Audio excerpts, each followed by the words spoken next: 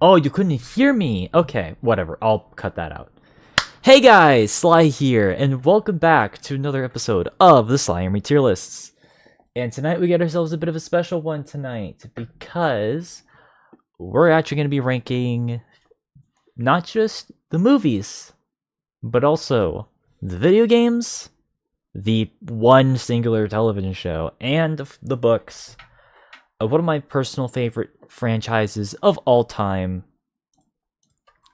Well, it's more of a colloquial term for multiple different properties, but we're going to be talking about Lord of the Rings and The Hobbit, but I'm just going to colloquially just call it the Middle-earth franchise. And this one's going to be an interesting tier list for me because, truth be told, I've talked a lot about Lord of the Rings before and The Hobbit, sparingly. And I talked about it a lot, but I never actually sort of explained why I've always appreciated this sort of franchise. And it's just kind of weird thinking about that because, if you guys know, obviously, one of my favorite franchises of all time is Star Wars. We did a whole tier list on it 2 years ago, back in May of 2023. And truth be told, I have a very similar amount of love for both Lord of the Rings and The Hobbit as well. It is just one of those franchises that I grew up with as a late kid going into my teenage years that I've really, really appreciated. And it was definitely one of the first franchises as well that made me realize that if I'm going to be honest, I actually think I prefer fantasy over sci-fi, like a bit. Yeah, I know that might sound a bit heretical because I feel like most people prefer science fiction over fantasy. I just feel like all the time I always hear people either express their love for more science fiction settings, or just the amount of video games and movies that are set in outer space, or just some sort of weird alternate parallel universe, all that fun stuff. But Lord of the Rings and The Hobbit, or just, Middle Earth as a whole, was really one of the first things that got me into more fantastical stuff. Because keep in mind, and I mentioned this before, I used to be someone who was really, really into history. Like, specifically Renaissance history back. So think, like the Middle Ages, or even just going into ancient history and all that fun stuff. Well, truth be told, a lot of fantasy tropes, they took inspiration from not only historical settings, but also mythology from that history. And as far as I'm concerned, The Hobbit, at least, was one of the earliest, if not the earliest, big examples of a major high fantasy concept that we know today. Because, well, truth be told, without the original books, honestly, a lot of the big franchises of fantasy that we know today probably wouldn't even exist. Like, Dungeons and Dragons wouldn't exist, Final Fantasy wouldn't exist, Warhammer Fantasy, and by extension, Age of Sigmar definitely wouldn't have existed. The Witcher, Dragon Age, these are, hell, arguably even stuff like Harry Potter and Percy Jackson. But or even Narnia. Big example right there. So, for me, it's just always... I hold a lot of respect for this series of originally what were novels that eventually became adaptations later down the line. And that got me thinking. Because I really, really, really love the Peter Jackson films a lot. But that also got me thinking about, what about the other media that adapted this universe? Because there's plenty of video games that have been made over the years that people praise to this day. But at the same time, there really isn't that many in comparison. Unlike something like Star Wars or Warhammer 40k, Lord of the Rings and The Hobbit, they never really had that many games released, surprisingly enough. And so, unlike the Star Wars tier list, we're going to be ranking the books, the movies, the video games, and the singular television show that's out right now. So, strap in, folks. This is going to be a bit of a doozy. So, well, a doozy in a good way, because I'm so excited about it. Because, well, truth be told, Lord of the Rings is one of my favorite franchises of all time. Just the world building, all that fun stuff. But yeah, before we get into this, I want to make sure that everything is running smoothly on both YouTube and Twitch, because again, I apologize for that weird intro. Admittedly, it's been kind of a crazy day, so there's just been a lot of stuff going on in the background. So, and yeah, it looks like, yep, we're pretty much good. So, but yeah, that's all I gotta really say before we get into this. And keep in mind, similar to our Disney movie tier, like our Walt Disney Animation Studios tier list, this is arguably the oldest franchise, in air quotes, if you can even really call it a franchise. Well, if you could call it a franchise, if it's been scattered around for a long time, that we'll be talking about.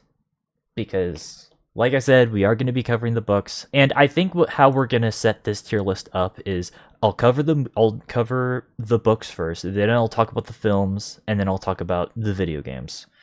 But I am going to do them in chunks, because admittedly, I don't want to spend too much time talking about these. Not because I don't appreciate this franchise, because I had a Lord of the Rings poster for the first few years of my college. I don't even know if you guys remember seeing that poster on the background of one of my walls. I still think I actually have that poster. It was like a Fellowship of the Ring poster that I had. You guys may have seen it, but I just don't remember where it went. Ready, it? Oh no, that's my Weezer poster.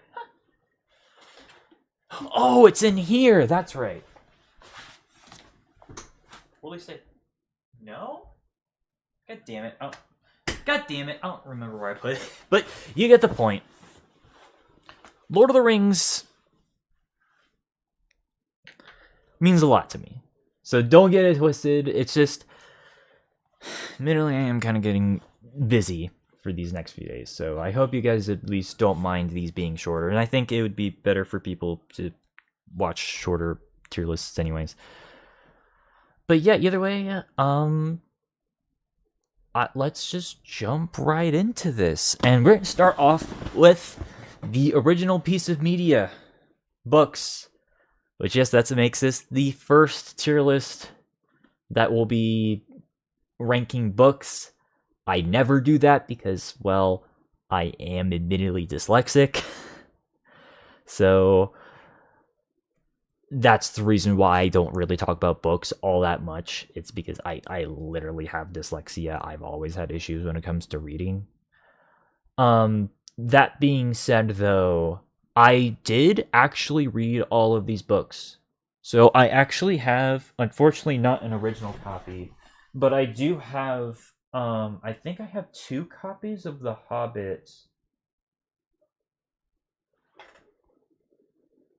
somewhere in here. God damn it, where is it?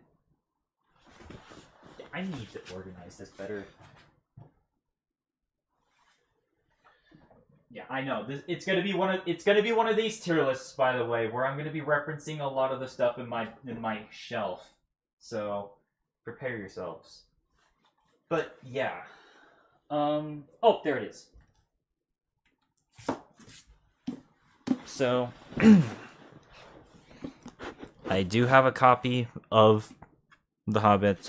Unfortunately, it's not an original copy. The cover that you see right there is actually an original copy of I think this is a... I want to say this is like a... Okay, 1990... Yeah, this is a 1996 edition of the book. So, way newer, but it's still actually a pretty cool looking one. But anyways, so... And I did read the other books, actually throughout high school. Except for the Silmarillion, I think I read that one in my first year in college. So yeah, yes, it was my first year. So yeah, literally like whenever we were doing the tier lists. That being said, how I would rank the books themselves, and keep in mind that I should have prefaced this before going into this. There's not really any rules, by the way, as far as this tier list. It's going to be just kind of a straightforward as ranking pretty much all the major releases of just Lord of the Rings media. I did avoid anything that was not in English, because I know there's some releases, like unofficial releases, that were in Finnish or even Turkish. So that's always great. But as far as canon, because that's something that is a bit like contentious with people, keep in mind that I mostly just chose the books as far as this, specifically the books that were written and mostly completed by J.R.R. Tolkien himself. Thus, these 7 books right here are considered core canon as far as Lord of the Rings and The Hobbit is concerned. And these are the main books that are explicitly canon within Middle-earth. Everything else is either loosely associated with it, or it's part of the Peter Jackson canon, which obviously we'll get to that in a minute. But as far as how I would rank these, so the original Hobbit, and keep in mind as far as books, they do update them occasionally, but we're just kind of talking about these books colloquially. I think I'm going to, and this might surprise some people, I'm going to rank the original Hobbit book S tier, and then Fellowship of the Ring and Return of the King A tier, Two Towers S tier, The Adventures of Tom Bombadil in C tier, The Silmarillion in B tier, and then The Unfinished Tales in C tier. That might surprise a lot of people, because again, I am not someone who really reads a lot of books, as a matter of fact. But what I do is that I occasionally use audiobooks to kind of help me read, just so that I can get through any sort of book that I need to. Now, I use that for my classes. I actually use that for my math course that I have actually for this semester, because I'm dyslexic. I can't fully read. That being said, though, I am putting The Hobbit, the original book of this franchise, I'm putting this shit in S tier. And it's not just because it was, it's not just because it was one of the first books that I remember really, really liking, growing up, but also you have to keep in mind that The Hobbit was pretty much a game changer as far as an entire new genre. It wasn't technically the first fantasy book. There's been plenty of fantasy stories that have existed before. A lot of how a lot of Disney films are based off of old fairy tales from back in the day, which I guess those could be considered technically fantasy in their own right. But The Hobbit, it was a different type of fantasy. It was, weirdly enough, this was considered a children's book. Yes, 1930s kids read this. this whole ass 300 and what 350-page book. Oh no, it's about 300, or at least this edition is. So yeah, like this was considered a children's book back in the day. Nowadays, it's pretty much considered a major novel, though at the same time, Narnia was also considered a children's book, which I mean that one definitely fits in more. But I'm not getting into semantics. But point is, this was a game changer because this was basically, as far as I'm concerned, one of the first examples of something that was considered true high fantasy in the sense that it was not based off of any specific real life mythology, because old fairy tale stories, they at least had some what of a semblance to where they came from. Like for example, Cinderella, that was definitely something that is from, yeah, it has kind of a vague setting, but we can just assume that it takes place in Germany. Or something like Snow White, also Germanic in nature. Pinocchio, I'm pretty sure, I want to say it was Italian, like Germanic Italian. Basically, a lot of these fairy tales were from Germany, or like Holy Roman Empire, whenever. I don't think they were medieval in nature, but whatever, that's besides the point. Point is, this was the first major thing alongside, like, that had nothing to do with the real world. And not only that, but also, it was one of those books that was one of the earliest examples of good world building in a lot of ways. This, along with a lot of H.P. Lovecraft's work back in the early 20th century, they were honestly some of the biggest pioneers as far as world building full-on universes as we know them today. And not only that, but also, this is just kind of, in hindsight, it might seem like it's a pretty basic tale in the sense that, you're following some dude and they're pretty much put into this journey to go across an entire realm to go up against a dragon. That might seem pretty basic in and of itself, but at the time,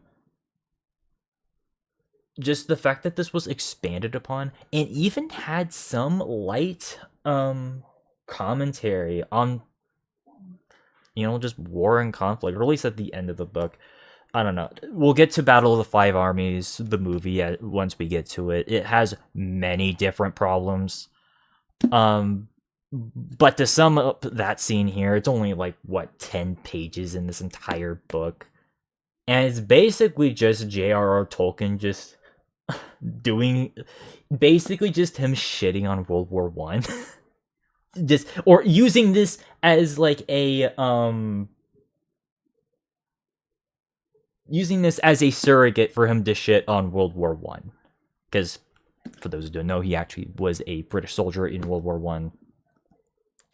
I don't know if it was one of the things that directly inspired him to write the books, but it definitely influenced his work. But you get the point. As far as novels, this helped change the game as far as not only just world building, but also just one of the earliest examples of how we see things of the hero's journey at this point onwards. So, and like I said, even though that I did have to use a audiobook for this, I still think that this is still an enjoyable read that I do recommend anyone read themselves, especially if you're someone who wants to get into fantasy. This is definitely one of your first steps you should take. And pretty much any version, any edition, as far as I'm aware, is pretty much in the clear. So go and read this for yourselves. So yeah, after the pretty slow but pretty decent success of this, because keep in mind this book released 2 years before World War II. So yeah, they weren't really publishing a lot of, you know, of these. It wouldn't be until after the war where this started to get a decent amount of attention, at least in the United Kingdom. And pretty much after the war, that inspired J.R.R. Tolkien to eventually write what is now known as the Lord of the Rings trilogy, which, that, funny enough, was a name that was coined after all these 3 books were released.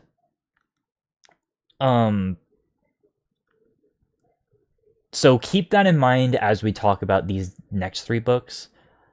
But as far as I'm concerned, these 3 books are also really damn good. They expand upon the world of what was established here, because, again, J.R.R. Tolkien, he wrote this world just kind of as a bit of I don't want to say his escapism, but basically just kind of his sort of take on what he could have thought a world could have existed in a more fantastical setting. And that then translated into his next major projects. He wrote some other books throughout this time period, but they were more medieval based, or at least medieval fantasy based, somewhere in like England or something like that. But these were the next books that were set in Middle-earth. And I would definitely say that these are still really good, but you do have to read them in, like, kind of together, because they tell the cohesive narrative of, well, basically going up against Sauron. And I mean, you guys probably already know the story. Obviously, we'll get to the movies later, but I mean, there's also a lot that they changed, keep in mind. I mean, there's an entire faction called the Varyags that exist in Return of the King that don't exist in the movie, but whatever. Point is, the reason why I do put Two Towers above the first and the third book, at least for me personally, I guess this is mostly due to the fact that I do consider it to be, honestly, one of those sequel books that is able to, well, I mean, you have to read the first and the third book, obviously, but you can definitely say that this was, I don't even know how to describe it. So, actually, you know what? Now I think about it, I think I might put it in 8 here. Again, you kind of have to read all 3 of these together to kind of get the cohesive narrative, and that is kind of my main criticism. Not that these are bad, trust me, like, these are still fantastic books, and I still highly recommend you guys read them.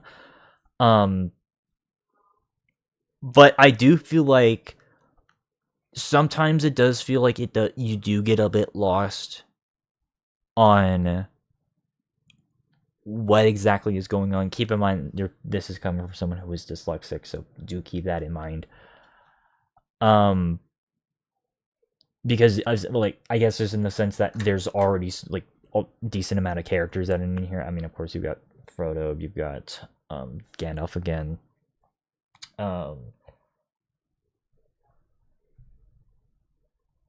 Actually, yeah, I'm pretty sure Boromir wasn't even, like, if I remember, he wasn't even in the book, or in the books. He was actually added into the movies, if I remember correctly. I don't know. It's been forever since I've read these, if I'm going to be honest, but I do enjoy reading them.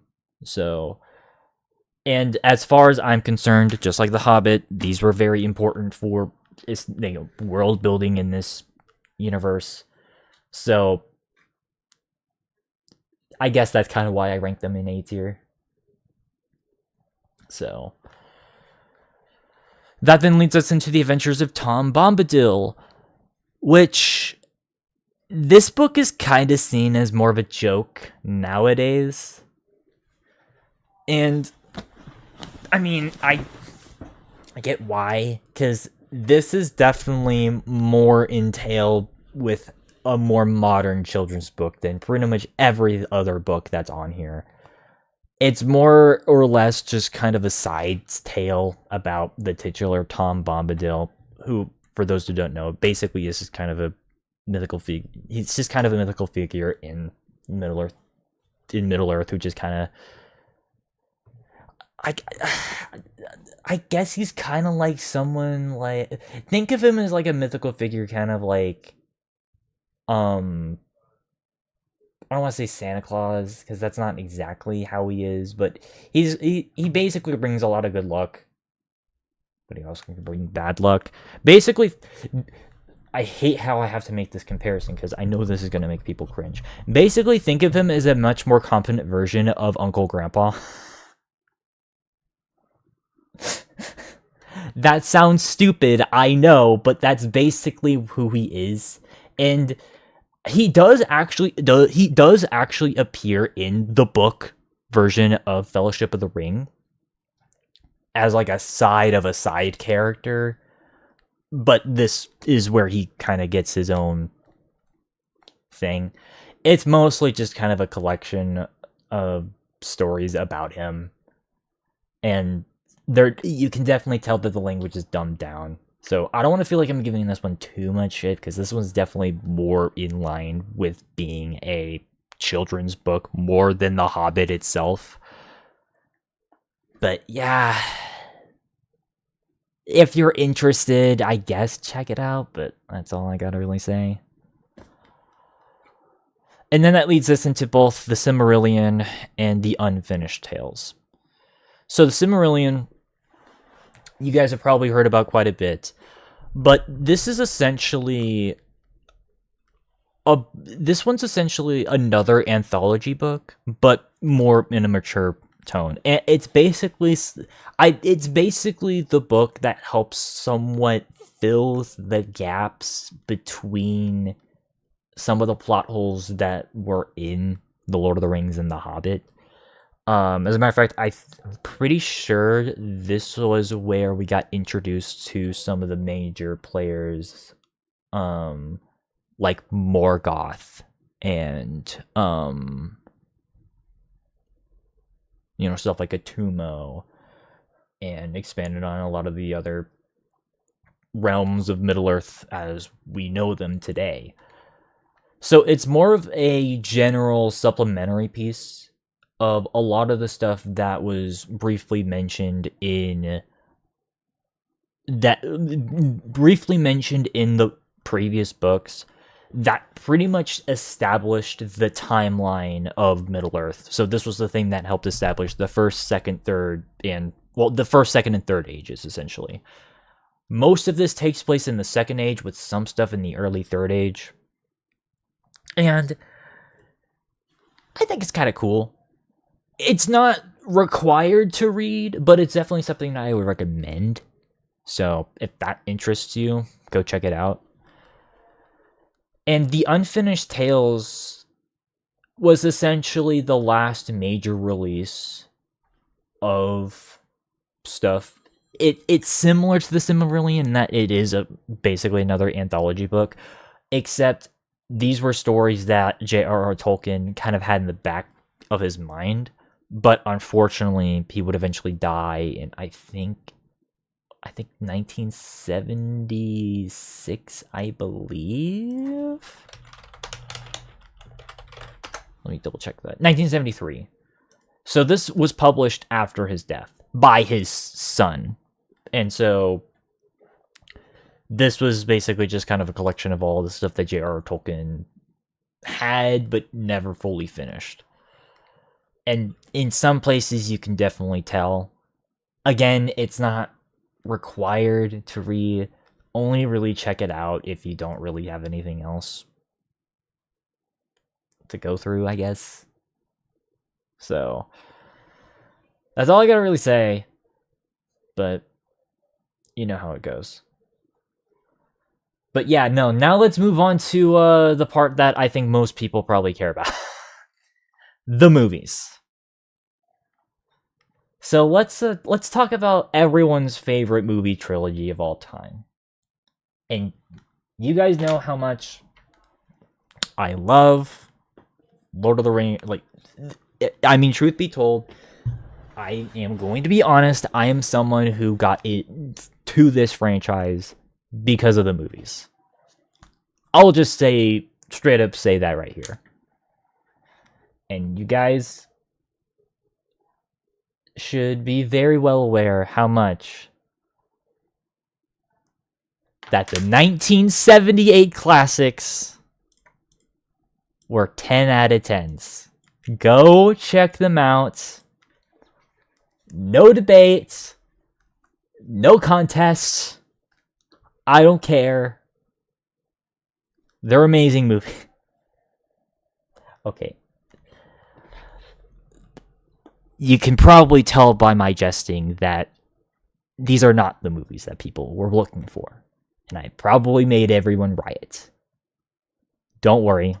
I've got an explanation for these movies. And truth be told, most people probably have never even heard of these. Well, so, in the late 70s and the early 80s,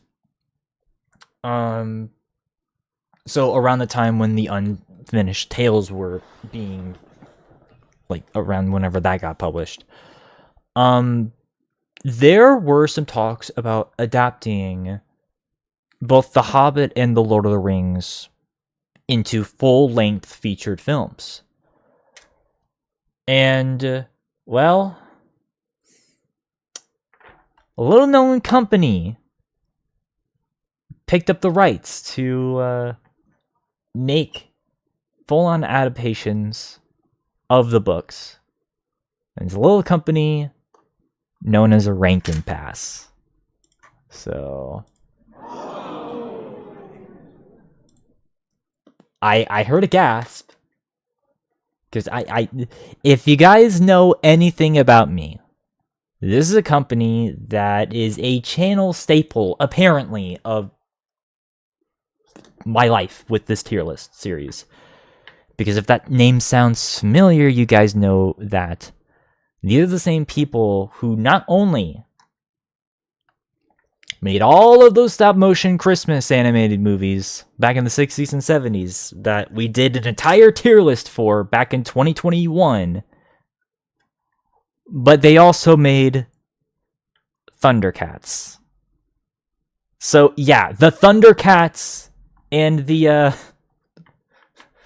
Rudolph Red-Nosed Reindeer people, they made the original Middle-earth trilogy back in the late 70s and the early 80s.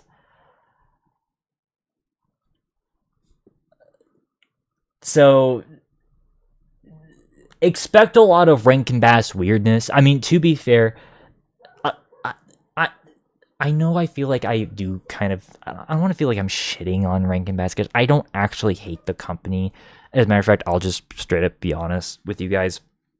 Their quality is definitely way higher than that of Hanna-Barbera's, because it was either Disney, Hanna-Barbera, or Rankin Bass back in the 70s. Those were your only three options as far as animation is concerned. And these aren't bad movies, but they're definitely movies that I feel like have unfortunately aged kind of poorly in a lot of ways. I mean, at least this first Hobbit movie. This first Hobbit movie is pretty rough. It's pretty rough. I'll give it a D. It's your typical sort of fantasy. It's your typical sort of, kids fantasy movie. You can tell they really tried to Disneyfy this. And I mean, yeah, this started as a children's book, but it just doesn't really work. I mean, to put this in perspective, the way how I feel about this movie is the same way how a lot of people feel about The Black Cauldron by Disney. Granted, I don't despise this movie. It's just not a very good adaptation of the source material. I don't know. I know there's gonna be a lot of 60, 70 year olds in here, like, We're gonna be reminiscing about, oh, that's like my favorite movie of all time. And like, I feel bad for being that guy, but like, no. That being said, though, the Lord of the Rings movies that they made, and yes, they made 2 movies though, not 3, not 1, 2, because they adapted. This is the confusing part. They adapted Fellowship of the Ring and the Two Towers into one movie, and then they made Return of the King into its own separate movie. Like, what? Yeah, I don't get it. That being said, these aren't terrible movies. As a matter of fact, I'd probably say these are at least a bit better. I'll put them in C, but I'm not putting them in higher. They're not bad. Don't get it twisted. They're not terrible, terrible movies. Also, I apologize if you guys hear a dog. I don't know what the hell they're doing over there. They're not terrible, but they're just not great.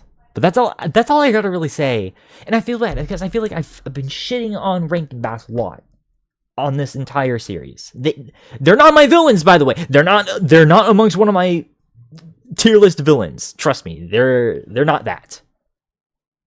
But it just does kind of represent animation at the time. 70s and 80s animation was just kind of in a very rough period. And it wasn't just Disney. That's all I gotta really say about that. Now let's get into the thing that everyone's actually here for. And that, of course, is the Peter Jackson films. Specifically, the Lord of the Rings trilogy back in the early to mid-2000s. And yes, this is going to be extremely biased from me because all 3 of these movies mean a lot to me. So, prepare for me to be extremely biased here. That being said, though, and by the way, we'll start off with Lord of the Rings. We'll start off with the Peter Jackson Lord of the Rings trilogy, and then we'll move on to talk about The Hobbit, because I actually have a lot to say about The Hobbit trilogy.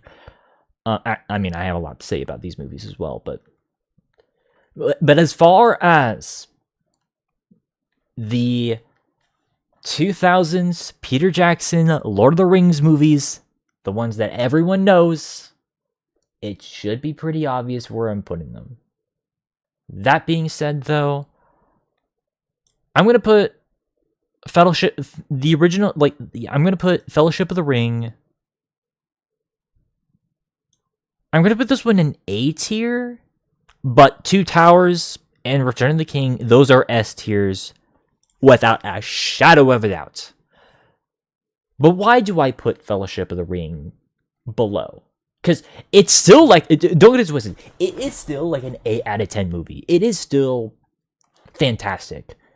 I mean, the set design, the use of CGI was not only impressive back then, still looks really good to this day. You can tell it's a little bit aged, but it's not distracting whatsoever. I mean, being a pretty decent adaptation of the original book. And I mean, obviously some liberties had to have been made, but even then, the compromises, I think, were actually for the better. And just being overall a very, very solid cast performance from, Elijah Wood. God damn it, I always feel bad when I don't remember the cast, because I feel so bad, because I fucking love these movies. Yeah, Viggo Mortensen as Aragorn, which fucking love. I mean, Christopher Lee is Saruman. I mean, Orlando Bloom is Legolas, but yeah, Billy Boyd is Pippin, Sean Astin as Samwise. I mean, Andy Serkis wouldn't be until the later movies where he would really start to shine as Gollum. But he had a bit of a presence here. So, as far as that's concerned, fantastic. This one, I just feel like, though, you can definitely tell that this was... You can definitely tell Peter Jackson, while he was already a respected director by this point, I mean, he made several other movies in the throughout the 90s to where he got the repertoire that he did. There's just, you can definitely still tell this is still an early Peter Jackson film in a lot of ways. Like, it's kind of a weird transitionary movie. And I don't know how to describe it. It's a movie that it was in that transitionary period between the 90s and the 2000s. I mean, this came out in 2001, where they were kind of moving away from a lot of the more wider camera angles to a lot of the more close-up shots that would become more popular and a lot more modern movies. Like, basically, camera composition can be a bit awkward in this movie, as far as, like, you know, a film direction standpoint. And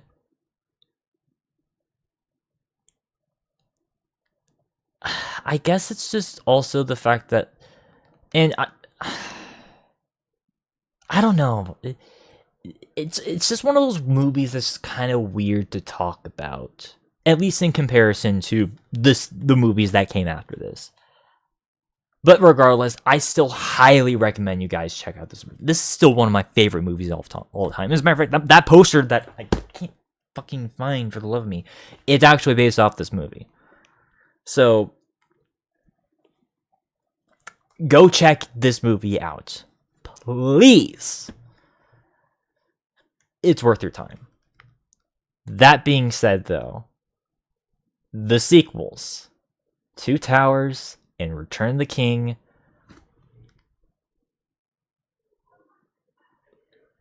dare I would say, these are my favorite movies of all time. There, I said it. These are my favorite, these movies in particular are my two favorite movies of all time. I mean, not only did they build upon what was already a pretty damn good adaptation of the original source material, with, obviously, like I said, some compromises here and there.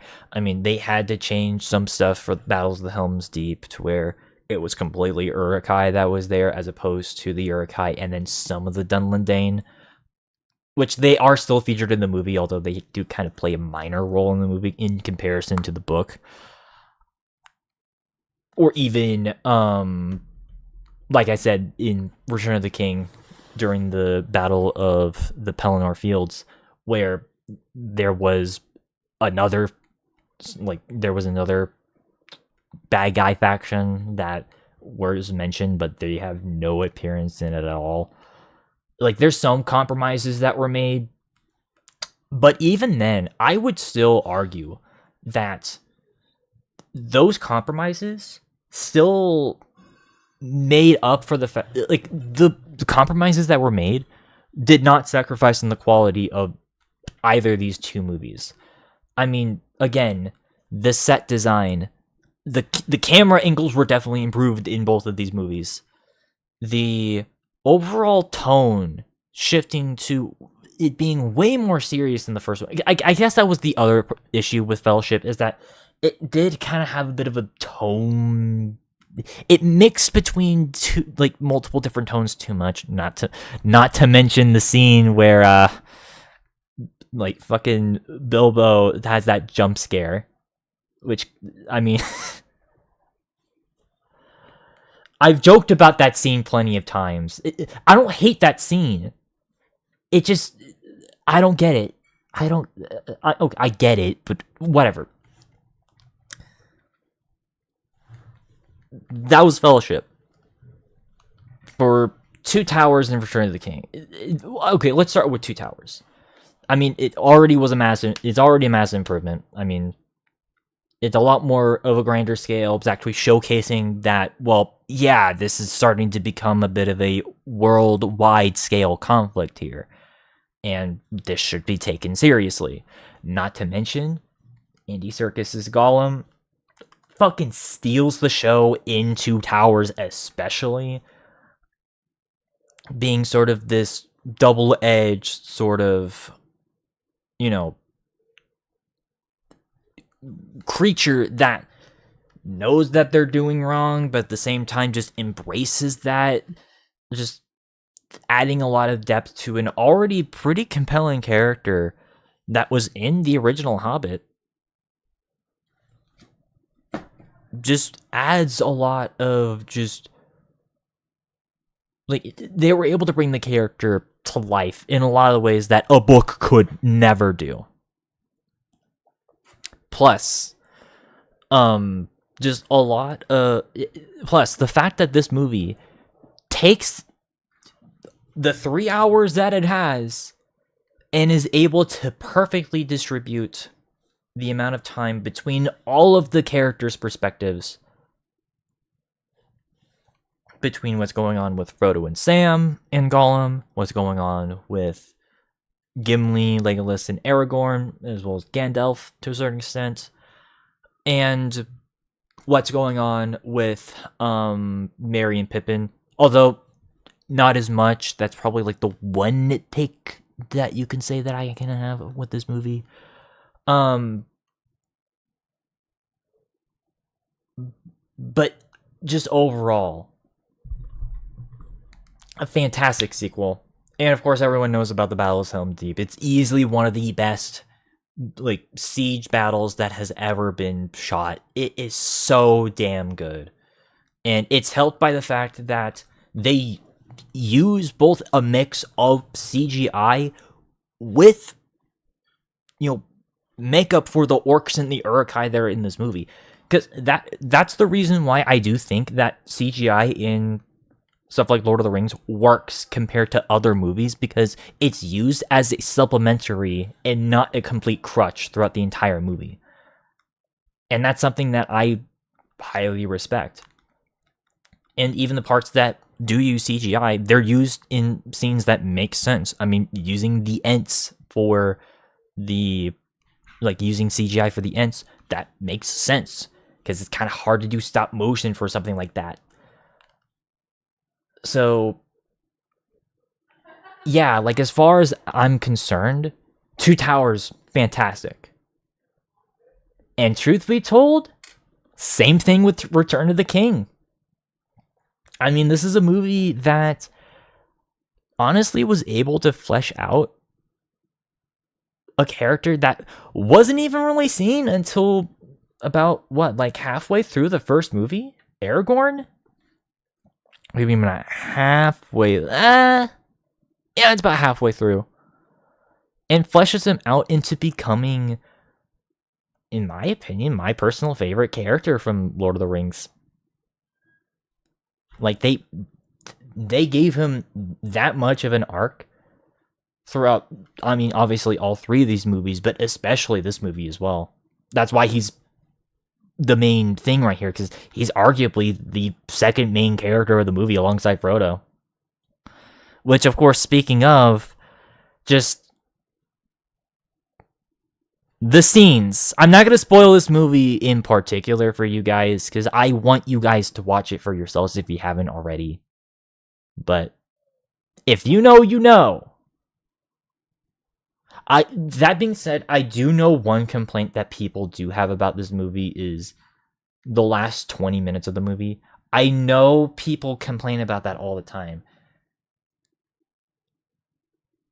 But, you have to keep in mind, there's a lot of characters that are in this movie that you want to make sure has something for them. Again, I'm being very broad, by the way. I don't want to spoil anything, but you guys get the point. Or for those who are watching this who haven't seen these movies.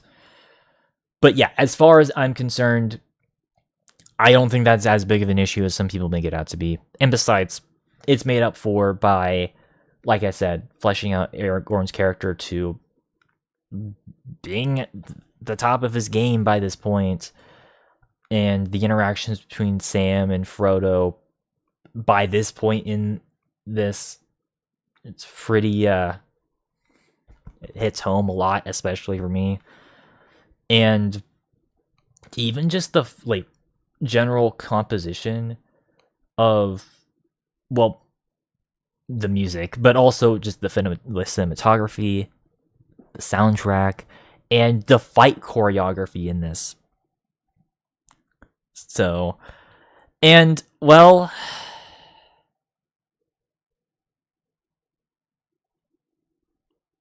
as far as I'm concerned as well,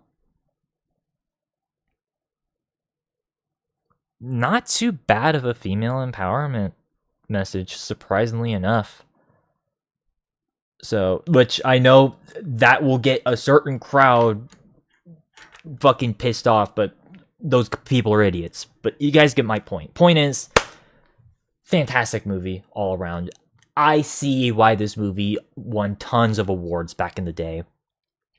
It is easily one of the best movies of all time. And, like I said, is basically my favorite movie of all time. And that's saying a lot because, I mean, you guys know how much I fucking love, you know, Star Wars, specifically Revenge of the Sith. That was one of the first movies I remember seeing in theaters, by the way, as a small kid. Man, a part of me kind of wishes I also saw Lord of the Rings in theaters, but unfortunately, I was just too young. Like, even if I was with my guardians, they wouldn't have allowed us in the theater at that time. So that is a bit unfortunate, but I just imagine watching this movie for the first time in theaters. So, God, but yeah, I know I'm gushing, but these are honestly my favorite movies of all time. And truth be told, they helped me get into fantasy and mean a lot to me. As a matter of fact, if I haven't already on my wiki, I think I already put them in my tripartite, which basically, for those who don't know, is the term that I coined to describe everything that is impacted me in my life. And truth be told, these 3 movies in particular impacted me a lot. And so I have to thank Peter Jackson and everyone who's worked on these movies for not only introducing me to, well, even the books here and all the video games down here, but even just making a part of who I am. Because if I didn't like if I never got into Lord of the Rings, I probably wouldn't have gotten into Warhammer back there, surprisingly enough, or Final Fantasy, or Elder Scrolls, or pretty much any other fantasy thing, except for maybe Wizard 101. Because that was kind of before. That was kind of before, but that's besides the point. So, yeah. As far as I'm concerned, if there's anything to take away from this tier list, go watch these 3 movies. You will not regret it. That being said, though, that then leads us into the next movie trilogy. The Hobbit trilogy. Now, these were made 9 to 11 years after Return of the King. So 2012 to 2014. So these are kind of difficult movies to talk about because most people, funny enough, at least from what I can tell, actually do like these movies.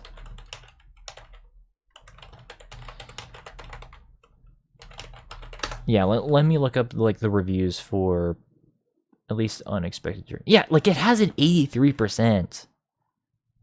At least from the audience score. Yeah, like with the first Hobbit movie. And I'm pretty sure the second one has an even bigger score. Or at least it has an 85.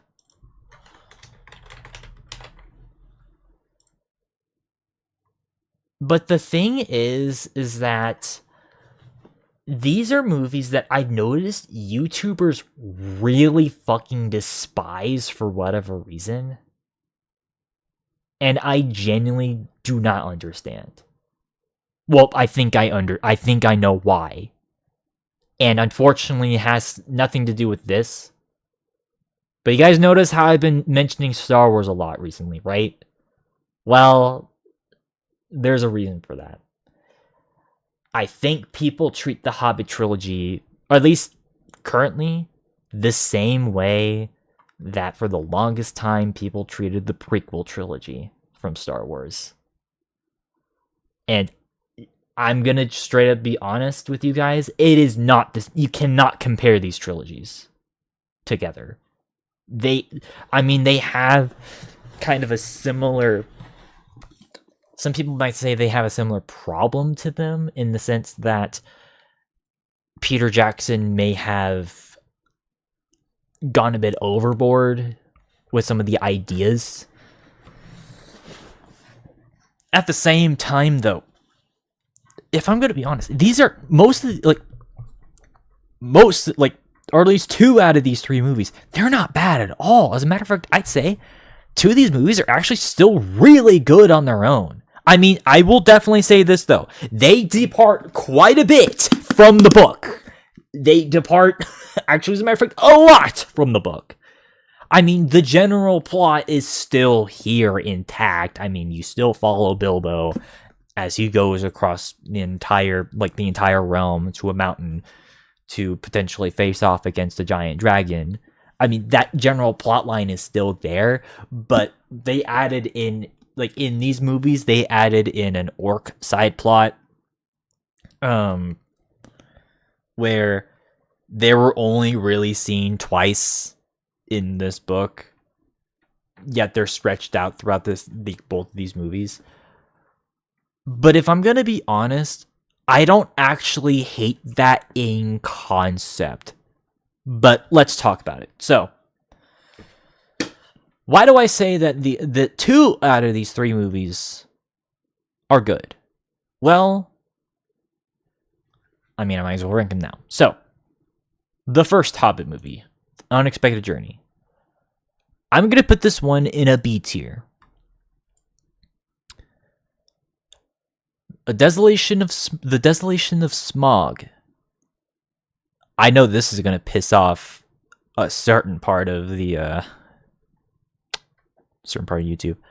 I'm going to put this in A tier. So, there's the hate. There you go. That being said, to appease them, I am going to put this one in D tier. Okay, let's discuss this. So, first of all, Unexpected Journey. So, again, this was something that was extremely controversial at the time. And trust me, I remember because I was becoming a teenager by the time that these movies came out. And hell, I'm pretty sure... I saw these movies in theaters. I saw all 3 of them in theaters, actually. So,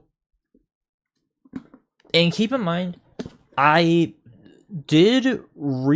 actually did read this copy that I'm holding for you guys right before before the movie came out. Or I used the audiobook, whatever. And so I was basically hyping myself up, but there was a lot of controversy from a lot of people saying that, why is this being a trilogy? It's just one book. There's only so much you can do. They're partially right.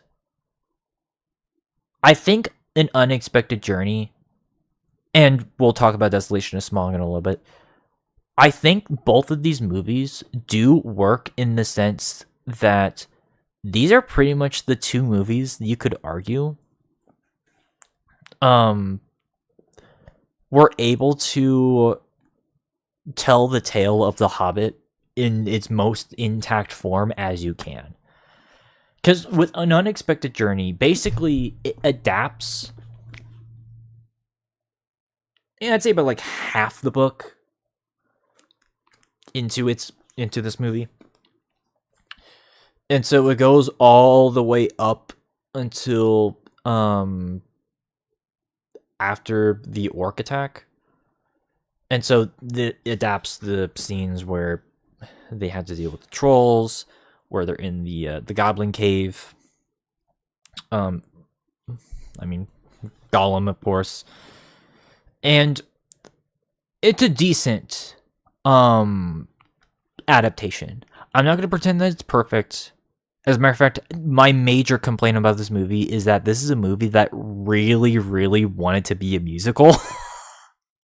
People do tend to forget that, because there are certain scenes with the dwarves where they just cut off to them singing, which was very bizarre. I mean, yeah, there are lyrics written inside of the book here, but I mean, they're just lyrics. You don't really know what the songs were supposed to sound like. And so it kind of does make it a bit awkward at points. So that's something that I really did not like. Not that I dislike musicals, because I do like musicals, but them trying to make this in like a pseudo musical just rubbed me the wrong way. Also, unfortunately, this is a bit of a sin. This is unfortunately just kind of a bit of a problem with a lot of movies from around this time. So remember when I mentioned the CGI thing with the Lord of the Rings movies? Well, let's just say that they relied a lot more on CGI in this movie, specifically for the trolls, for the goblins, and even for the orcs themselves, which that was a big mistake if you ask me, because the orcs in the Lord of the Rings trilogy that Peter Jackson worked on, those were actual actors that they put up like makeup for them, and they looked real. And, well, this is going to piss off the Warhammer and Warcraft fan base, but if I'm going to be honest, I actually prefer Peter Jackson orcs than I do Warhammer and Warcraft orcs. There's the hate again. But anyways, that's a whole other discussion that I don't want to have right now. But my point is that they looked really good on their own as like this sort of mutated former elf thing. Like, you could tell that they used to probably, like, they were twisted with black magic. And you can definitely tell them just fully making them CG in this movie, you can tell was a bit of a downgrade. At least for the orcs. The goblins in this movie, I think, actually look fine. As a matter of fact, this might be a bit of a hot take, but I think them having the goblins CGI actually works more in favor, but making the orcs CGI was not the correct route, because a lot of them do look really stupid. I'm just gonna be frank. I mean, Azog, the main antagonist orc, is kinda... he just doesn't look that good. I don't know, that's just me, though. Although, to be fair, I don't know how you'd be able to make his, his little, like, thing stick out, but whatever. It's, so yeah, like, there's some missteps that this movie unfortunately takes. That being said, though, Martin Freeman as as Bilbo, perfect casting for this movie. No complaints there. Like, I don't know if there's anyone else who could have been casted as Bilbo better than him. So, Peter Jackson, congratulations. You actually got really good casting for Bilbo here. And that extends into, well, the riddle scene, which, dare I'd say, as far as the Hobbit trilogy adapting the source material, that's easily the best adaptation of that scene you can probably get inside of any sort of film. So, yeah. That being said, though, like I said, it's a flawed movie. It has its problems. I think it relies too much on CGI. and it does take some questionable liberties on some of the source material, as well as some weird musical tracks. At the same time, though, it is still a pretty decent movie. I still recommend you guys check it out. And then we've got Desolation of Smog, which I keep having to pick up this book. Basically covers most of the second half of the original book. So this is pretty much them going from post goblin orc attack all the way up into Smog himself. And yeah, this is definitely a better movie, I would say.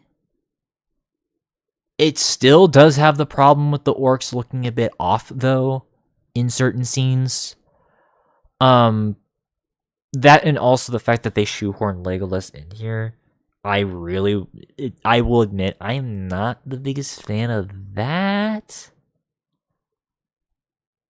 But if I'm going to be honest, everything else that they did in this movie, I think was still pretty good for the most part. I mean, Mark Wood in this looks, in my opinion, looks pretty fantastic in a lot of ways, as well as the lake town itself. I mean, the encounter between Bilbo and Smog, voiced by Benedict Cumberbatch. God, I can never pronounce his name. I thought was also a pretty good scene. Not as good as the exchange between Bilbo and Gollum from the previous movie, but still pretty good in its own right. I'd say the choreography for the most part was also still pretty good in this movie. If a bit different, I'll say. And I don't know, this movie, it's kind of weird because it kind of has a bit of a cleanic, rustic look to it, which I know that's contradictory sounding, but I don't know how to describe it. It's kind of, I think just the general look of this movie is what kind of captivates me here. And I'll even admit this right now. I think I might as well have to address the biggest elephant in the room about this movie, because this is, I think, probably the biggest complaint that I know from this movie. The Dol Guldur subplot. Now, this is something that a lot of people really fucking hated, as far as I'm concerned. For those, like, it was loosely touched upon in the previous movie, but it does take center stage here. And hot take, I actually don't mind the inclusion of it at all. This is not going to be a popular stream, I am very well aware. But okay, let me explain. I'm not going to spoil this for you guys because, again, I'd rather you guys watch it for yourselves. But the thing about this movie is that the Dol Guldur subplot, it basically does explain admittedly kind of a weird plot hole that I didn't even really think about until years later. From the Lord of the Rings movies. Because, I mean, a lot of people at the time thought it was like, oh, it's a shoehorn to try to tie in the Lord of the Rings and the Hobbit. I don't actually see it like that. As a matter of fact, like I said, it does explain, admittedly, kind of a massive plot hole from the original, like from the Lord of the Rings movies, and even just, admittedly, kind of the books themselves, that I didn't actually really think about. So, again, I don't want to get into spoilers for it, So, and by the way, I should have mentioned this. This is a spoilers-free tier list, so you don't have to worry about me talking about spoilers. So, I think it was just the fact that I think part of the problem was the fact that I think these movies I think were just released too early. Like if these were released closer to nowadays, I think people would be fine with them. But because this movie came out literally 10 years after Return of the King, it just rubbed a lot of people the wrong way. So, but that being said, I still think that, I don't know. I might be alone on that opinion. I actually don't know general consensus. That being said, though, it does look like general consensus does agree with me, at least as far as this movie being the better, like the best out of the Hobbit trilogy. So, I mean, that's all I gotta really say. It's still a good movie. I get why people want to shit on this movie, but I don't think a lot of that is done in good faith. As a matter of fact, if I'm gonna be honest, a lot of the criticisms that I see from both Unexpected Journey and Desolation of Smaug, I think a lot of it does come from bad faith. Like, there's a lot of bad faith criticism of both of these movies that I've seen online, and it actually does piss me off, which is unfortunate. So, because I do think these are still really good movies. But notice that I said it's a trilogy. And then I mentioned that 2 out of these 3 movies are good. Let's talk about Battle of Five Armies. Okay. So, I gotta be real with you guys. This one's kind of a rough movie in a lot of ways. And unfortunately, it is kind of hard to defend.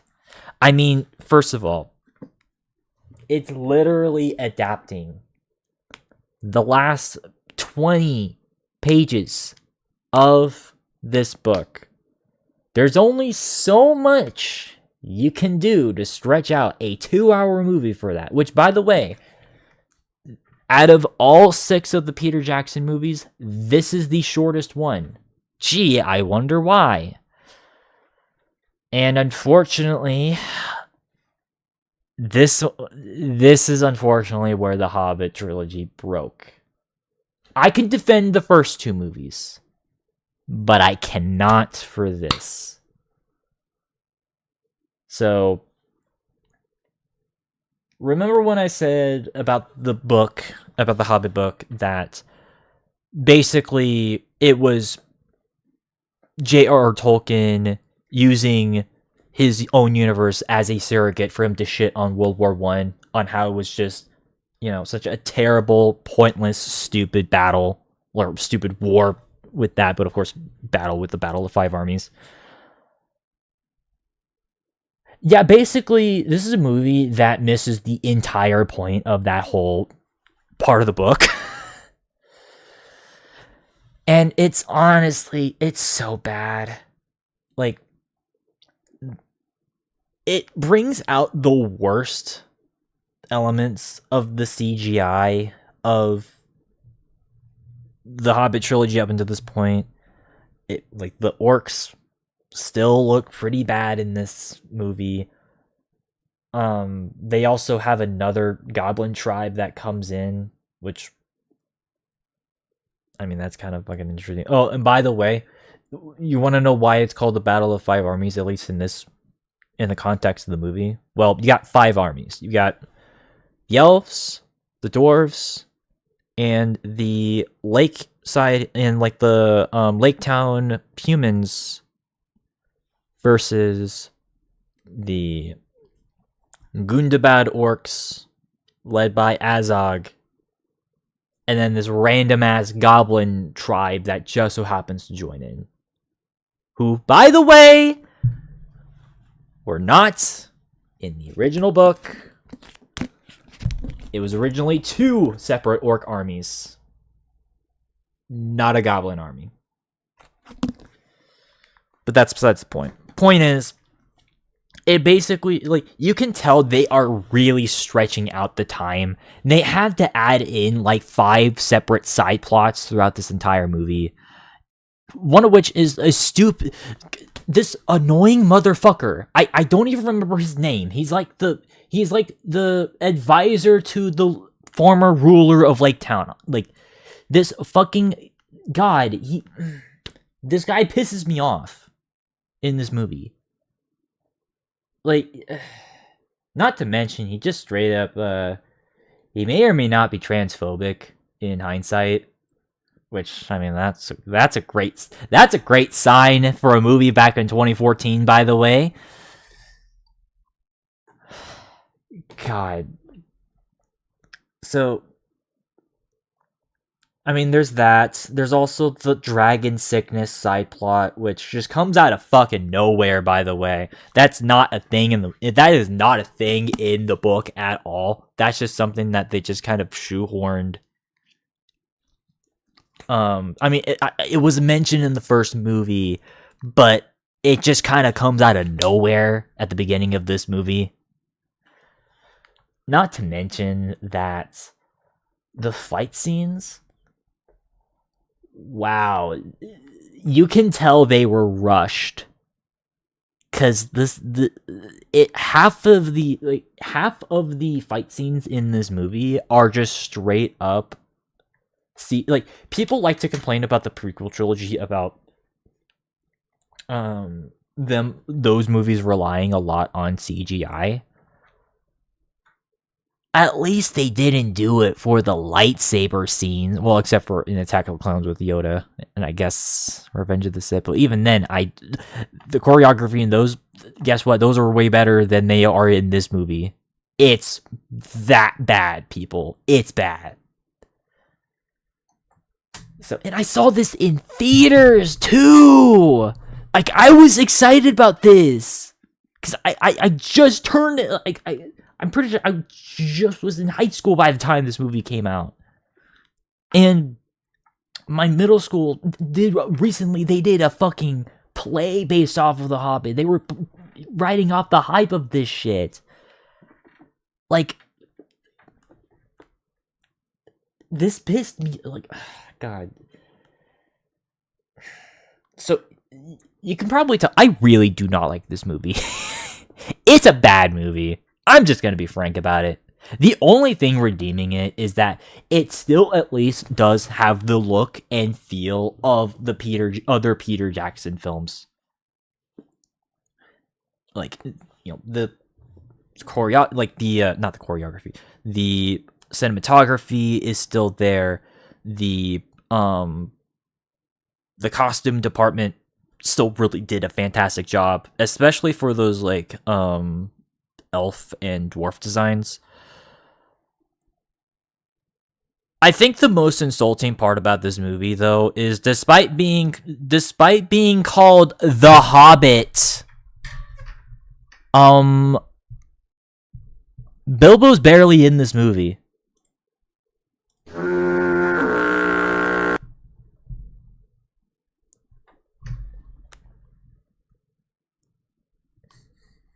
I want to put this movie in F tier, but I can't, because there's unfortunately something that is worse than this. And I'll get to that in a second. But as far as I'm concerned, this is the worst Peter Jackson movie. Well, worst Peter Jackson Middle-earth movie. It's bad. And it's pointless. It's a pointless movie. Why? Whatever. So, yeah. That is why the Hobbit trilogy unfortunately has the reputation that it does. It's because of this fucking movie. This is the movie, which is why you see people shit the entire trilogy. And it's like, no, it's not a bad trilogy. It has one bad movie in it. It's kind of funny enough, it's kind of a reverse problem that I have with the prequels from Star Wars, because I think Phantom Menace is just straight up a boring ass film. And Attack of the Clones, I think it's just fine. You know, it's okay. It's like 5 out of 10. And then Revenge of the Sith is like fucking amazing. It's kind of a reverse problem where you have two, like, with the Star Wars prequels, you kind of had two to really bad movies and one really good movie. The Hobbit trilogy, you have two good movies here, and then one that's just not good. That's pretty bad. So yeah, no, this movie blows. That being said, though, we are not quite done when it comes to cinematic releases, because we got 2 left. Although technically one of them is not really, one of them's not a movie; it's actually a TV show. But let's talk about them anyways, and then we'll talk about the video games. So, in 2022, the world was blessed, in air quotes, with the release of a Lord of the Rings TV show based off of the Second Age. So it takes a lot of inspiration from the Silmarillion as well as the Untold Stories. It's called Lord of the Rings, The Rings of Power. A pseudo-alliterative name, I know. So this was exclusively on the Amazons. And I will admit, hearing about a Lord of the Rings TV show, when it first came out, I was actually somewhat excited about it, because you guys know I love Lord of the Rings. And, well, we're doing a tier list, of course! So, I fucking love Lord of the Rings. And to hear that it's technically it's another prequel, but it explores sort of the beginnings of the forging of the rings, I think that's pretty dope in concept, especially if we're talking about the original timeline of the Númenóreans, which, for those who don't know, is like an ancient race of humans who lived in Middle-earth, but they were just kind of, their kingdom was wiped out at some point. It's kind of vague as to what happened, but like they basically think of them as like, no, I guess they're not really like the Forerunners from Halo, because they're not like advanced technology-wise, but they were basically just superhumans, essentially. I guess, think of them as like Stormcast Eternal from Warhammer Age of Sigmar. I think that's the best comparison I can make to Númenóreans. So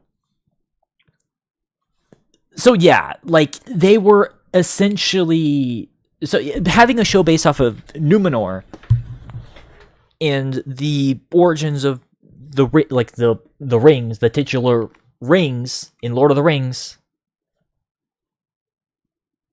that's awesome.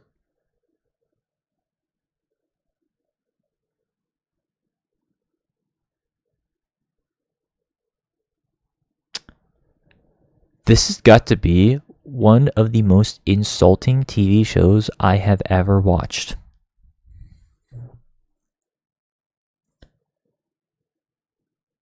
It is bad, people. It's really, really bad. So bad, in fact, I mean, it's F tier easily.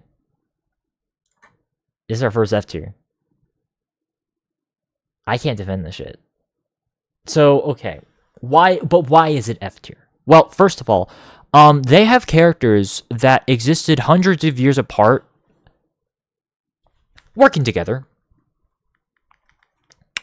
Yeah, they just take a lot of the characters from the Silmarillion and the Untold Stories, and they just, just have them side by side working together, despite the fact that they are quite literally not supposed to be in the same time frame. It may even be distant ancestors in some cases. So, already just warped timeline. Not even like doing creative liberty. It's just straight up just fucking with the timeline at this point. So off to a great start, by the way. Also, at least for the first season, because this TV show got a second season, fucking somehow. Well, this was a more of an origin story of Sauron, which is not a bad idea. It's just the problem is that they almost completely change his backstory. So, yeah. And keep in mind, this was around the time when Melkor. By the way, I said Morgoth. That's not what I meant from earlier. I meant to say Melkor. This was fairly recently after Melkor was defeated. Because the thing is that, well, Sauron was a follower, the follower of Melkor. And that's not really touched upon, like, at all. Not to mention, it's one of those shows that unfortunately is a bit of an idiot plot. Basically, things that you can see coming from a mile away ends up happening, but the characters don't realize that. That is something that has always annoyed the fuck out of me. Because it's like, you see there's an orc army being forged in, like, the Southlands. Why aren't you doing anything about that? Like, and they also make out the king and the prince guy, if you guys remember the beginning of Fellowship of the Ring, the king and the prince, like, who fight Sauron at the beginning of that movie, they appear in this show. They make them out to be complete dickheads in this show. Like, actually the biggest pieces of shit you can actually think of. So, and also, the dwarf subplot, while not terrible, it's also just kind of confusing because they have like a random distrust of humans all of a sudden because of some random dwarf that died in a mine shaft. And not only because of that, but also that makes it because of one guy who died, they're like, no more mining in the mine. Dwarves who mine in the mines no longer mine in the mines. No more. Because of one guy.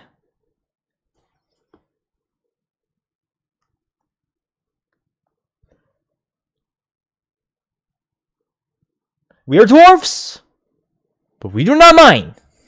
I'm sorry. They didn't say that exactly. I'm exaggerating, but you get my point. Oh, by the way, that's not even the worst part of this entire show. The worst fucking part are the fucking Harfoots. Don't even get me started on those motherfuckers. Terrible, terrible people. Horrible people, as a matter of fact. I mean, dude, the Harfoots, which were basically, for those who don't know, they're kind of your shoe in for hobbits for this, because again, they want to try to fucking tie in everything from the movies into this, even though Harfoots are more of a subspecies related to hobbits, but they're not actually hobbits, but whatever. Their whole shtick is they're trying to find a new land to migrate and settle in. And they're like, no one left behind. Unless if you're in the back of the caravan, which, good luck.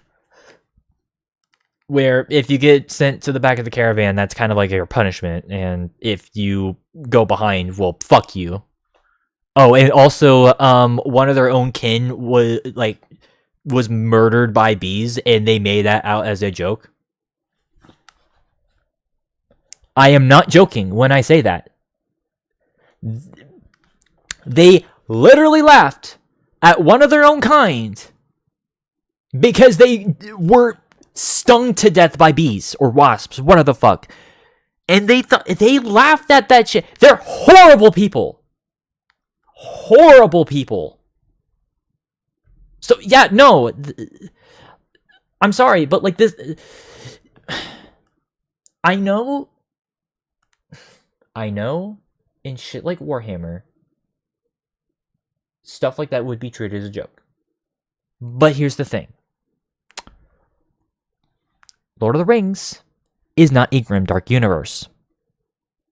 That's not even grimdark. That's just straight up fucking cruel and cringe.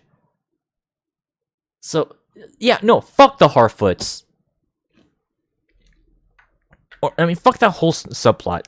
You know what? Only spoiler I'm gonna bring up.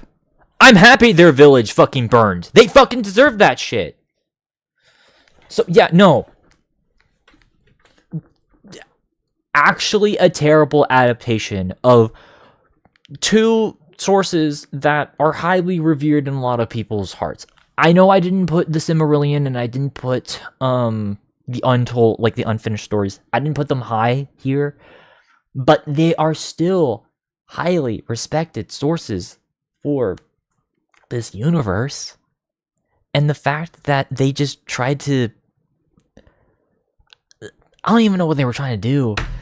They just fucked it up with bad writing and not even getting the lore correct.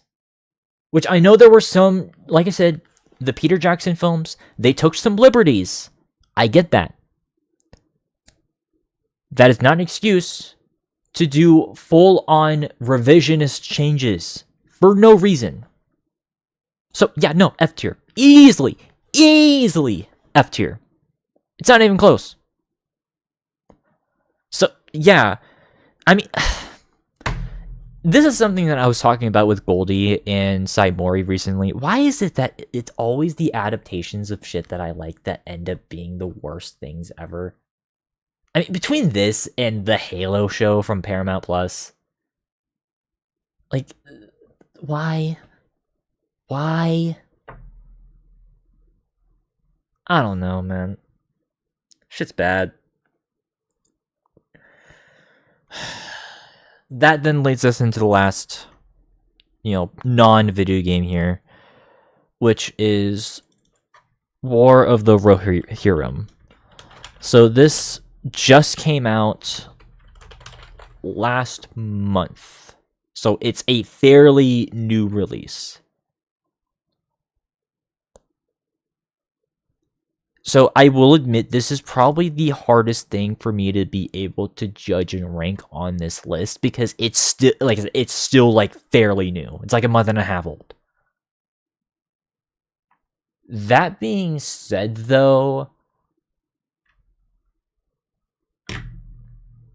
even I can tell this is not going to be a movie that's going to age well. It's not a terrible movie. Trust me when I say this. It's at least better than Battle of the Five Armies. But unfortunately, it's just a movie that you can tell was more of a budget movie that they outsourced a studio for. And that sucks. Because this is essentially, or at least it was advertised, to basically be basically Lord of the Rings anime. Which that sounds fucking cool, right? I mean, Star Wars did. I am comparing this too much to Star Wars. I am so sorry. These are two franchises that mean a lot to me in my heart. It's hard for me not to compare both of them, despite the fact they're two different genres. But an anime based off of the writers of Rohan. That sounds fucking cool, right? And in some aspects, it kind of is. Unfortunately, though, the animation is extremely stiff. And the writing, it's just weak. There's it's kind of a basic plot. Where it's just Rohan versus the Dunlendane. Which I do like that they do focus on the Dunlendane. Because they were kind of like a small, side thing in the Two Towers. They were a much bigger thing in the original book. So they did at least give them a bit more of a focus. And since this is a part of the Peter Jackson timeline, it is technically a prequel of sorts to the movies. So that's kind of cool. I just think it's a damn shame that they didn't really do anything with it. That being said, though, funny enough, I'm going to put this in the same tier as I did with the Lord of the Rings adaptations for Rankin Bass. I'm going to put this in a C tier. It's not bad, but it's fine. That's all I gotta really say. Oh my god, we finally reached the video games. So, how I'm gonna do this is I'm gonna divide them up into different groups. So, I'm gonna do the 90s games first, and then I'll do the first half of the 2000s, and then the second half of the 2000s, and then the early to mid 2010s games, and then Shadow of Mordor onwards, if that makes sense. So let's start off with the early 90s adaptations of both Fellowship and the Two Towers for PC. So these were PC. Oh, and then also fucking Super Nintendo, because it's a different game. I'll put both of these in C tier, but I'm putting the Super Nintendo game in F. I actually don't really have much to say about the original DOS PC games here. I mean, they're just kind of decent little DOS RPG action adventure games. They're fine. Again, these are games from way before my time, and so because it should be pretty obvious, and so because of that, I don't really have much to say on them. Other than, I mean, they're just kind of I don't really call them Ultimate but Lord of the Rings, but kinda in that similar vein. So if you like Ultimate, I guess you can like these games. But this Super Nintendo port, actually, it's not even really a port. It's a completely different game compared to the DOS version of this. Yeah, Lord of the Rings, Volume 1, which implies that there's a second or even a third volume, which there never was, by the way. Oh my god, it is bad. It is completely... It's one of those types of... It's a where the fuck do I go kind of game. It's one of those games where it just doesn't tell you shit. And this is on a Super Nintendo, by the way, which you would think by then they would not be doing any of that shit. Nope. It's still confusing as an NES game. And this came out in 1994, which was a really damn good year. If you've seen our Caspian Game Awards show, which makes this even more insulting. Not to mention, character models look so weird. I mean, obviously this is pre-Peter Jackson Lord of the Rings, so obviously it's going to be a bit more cartoony. But even then, honestly, in some ways, I'd rather take the Rankin Bass designs over a lot of the sprites that they took in here. It's just a bad adaptation. And borderline broken controls. So yeah, don't play this. Don't play this. So yeah, no. Stupid. Alright, let's get into the actual games, or at least, well, somewhat actual games. And funny enough, we've actually talked about some of these before, also on our Caspian Game Awards show. Although very briefly. But I am also still going to be brief with most of these, so do keep that in mind. So, the PlayStation 2, movie tie-in games. Or okay, well, this first one's actually not technically a tie-in game. It's still based off of Fellowship of the Ring, but it's not based off the movie version. It's based off the book. So it kind of like this PC version and Super Nintendo version. This one follows the book. And truth be told, this is definitely the best adaptation of that movie, at least. I am still going to give it a B, though. But these are the Lord of the Rings games. And this might come as a surprise from you guys. I'm going to put these in A tier. War of the Ring, which is kind of a RTS. I'll put that one in C. This fucking Hobbit game, I'm putting this shit in F. And Lord of the Rings, their Third Age. A tier. Or this is a difficult one, I'm not gonna lie. Okay, we'll put it in B for now. So yeah, this might surprise you guys. Okay, but let's first talk about this game.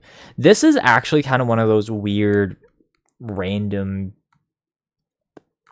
games that, again, it was an adaptation, but it wasn't based off the movie. It was based off the original book. So, as a matter of fact, I actually do own most of these games. Most of the PS2 games, except for the Hobbit game, because that game sucks ass. Right here. So, yeah, this game. Funny enough, I found this for like only $20. I thought it would be way more expensive than that, because this is a game that I just never really hear about. But yeah, it's basically just kind of an action-adventure game where it takes a lot more from the books. It does have some loose, light elements that have some inspiration from the movies, but it is not the core of this game. And it's just fine. If you like just kind of more... If you like Zelda-likes... I mean, this is basically just a Zelda clone. That's all I gotta really say. But these two games right here, which, I mean, I already am someone who does like... Oh, shoot, sorry. I'm someone who already does like the movies that these games are based off of. So, admittedly, there is a bit of a bias, but even then, I would argue that these are some of the few movies licensed games that aren't Star Wars that are actually really damn good. These are more of a hack and slash style. So yeah, you mostly play as Aragorn, although you can swap between Legolas and Gimli. Even, I think, Gandalf in this game. So...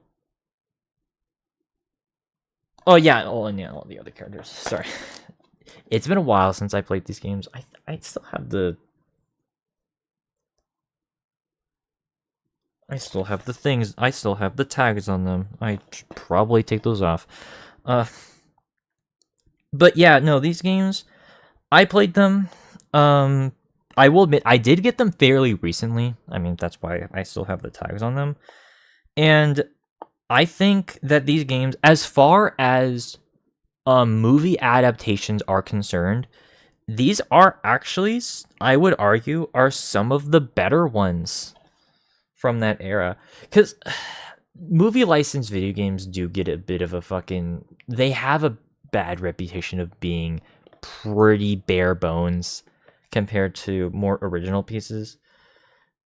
And it's because they're just cashing in on a new release. I mean, we've seen this a lot from that decade. I grew up in that era where there were just so many video games based off of random ass movies, and they all mostly sucked, except for these games.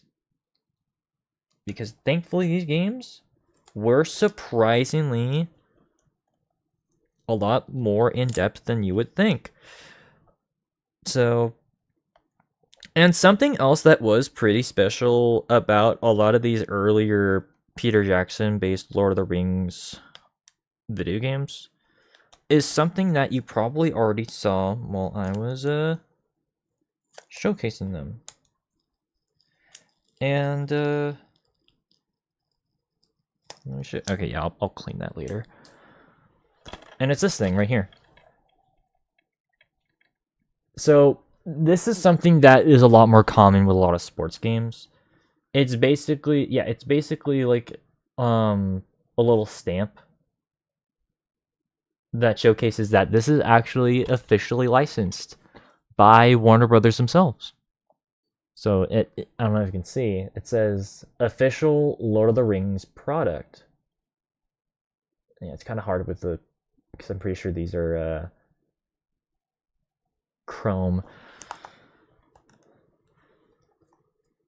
So that's pretty cool. And well, I mean, these are, and here's the weirdest thing about these games, and pretty much the rest of the games from the 2000s.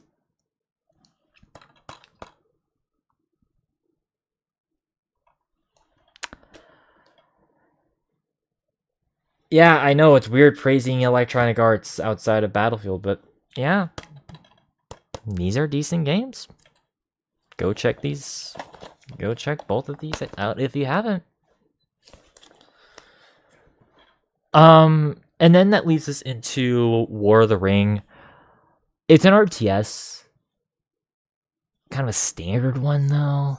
And it's not even the best RTS on this tier list. So it's fine.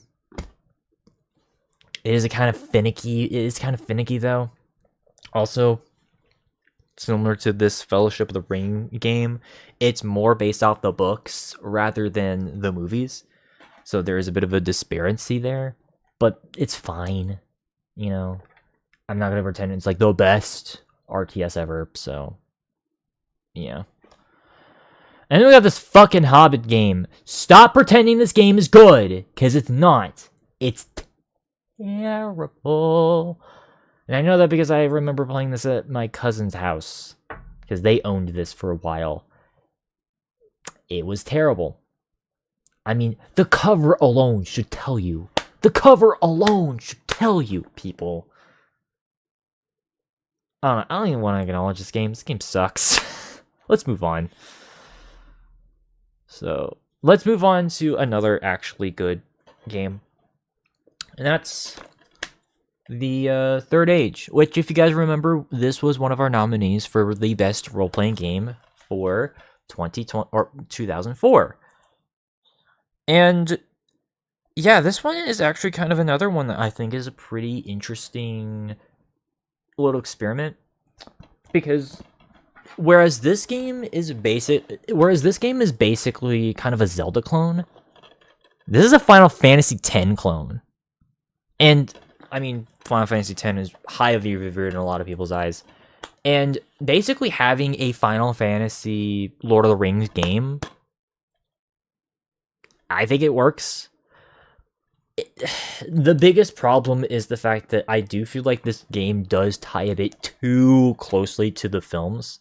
Because, yeah, despite the fact that it is showing that these are original characters, yes, these are actually, like, new characters here. So, you got not Gandalf, you got not Aragorn, you got not Legolas, got not Gimli. Like, it's kind of stupid, I'm not gonna lie. Like, easily the worst part of this game is easily the plot. The gameplay is really solid. And even just exploring the world, and going into the combat, I don't know, I just think this game, it just really holds up in that respect. So, go at least seek out a copy if you can. It's available on Xbox, GameCube, and PlayStation 2. I just picked up the PS2 version since that's my baby console. But, yeah. I'd recommend you guys check it out. Alright, and then that gets us into the second half of the 2000s, which I kind of forgot to do Battle for Middle-earth, because that came out in 2004, but whatever. Okay. Battle for Middle-earth. I'll put this in B tier. Tactics. I'll put this also in C tier. Battle for Middle-earth 2, though. Oh, okay. Do I want to put this? I'll put this in A tier. I don't want to put it too high. Lord of the Rings Online. I'll put this in B tier. And then Lord of the Rings Conquest. This is another game that is very contentious with people. I don't think it's that bad. I'll put it in B tier, but let me explain. So, Battlefield Middle-earth 1 is also an RTS, but it is basically an improvement in every single way compared to War of the Ring. It has a lot more of a fleshed out movement set. It has actual characters that people recognize. And it did expand on some of the aspects that weren't even brought up in the movies. Because yes.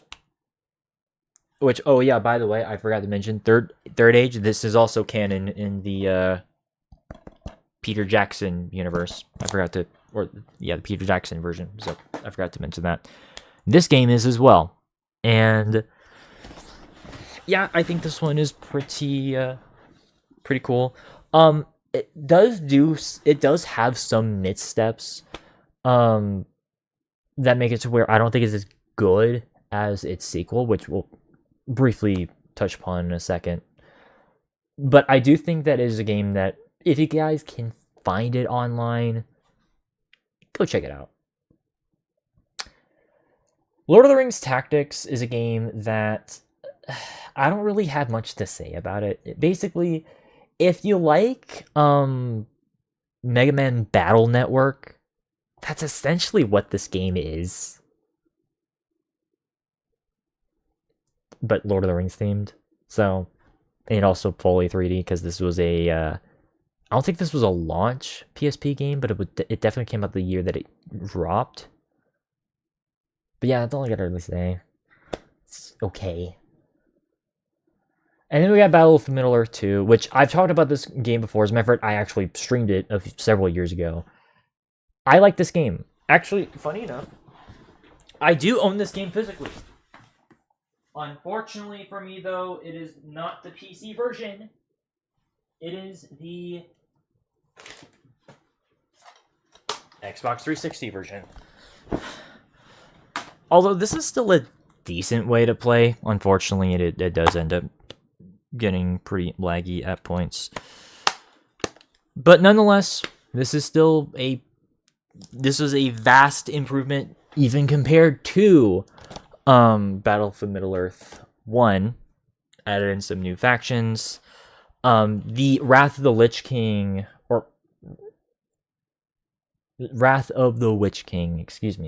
expansion. Pretty solid in its own right. And